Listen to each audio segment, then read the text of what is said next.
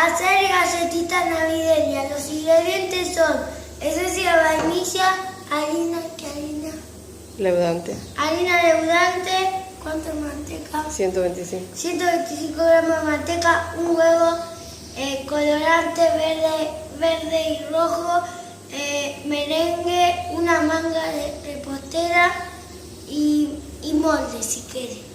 Y azúcar impalpable. Azúcar impalpable. Lo primero que vamos a hacer con el cornet, vamos a echarle la mezcla que tiene sal, azúcar y harina. Azúcar impalpable y harina.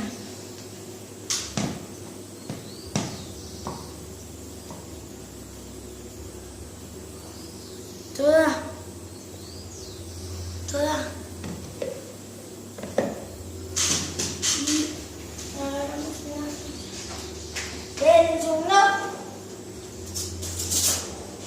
Y con una cuchara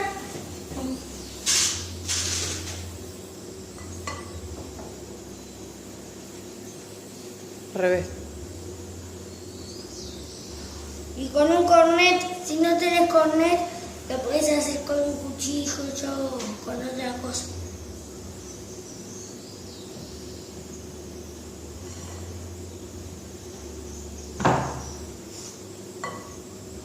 Fue sin querer. Dale, sí.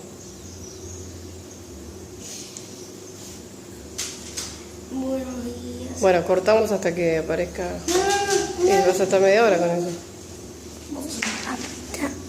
Ahí.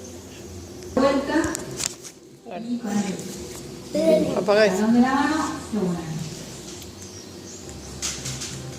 Bueno, ahora tenés que poner el huevo. Dale. Seguimos.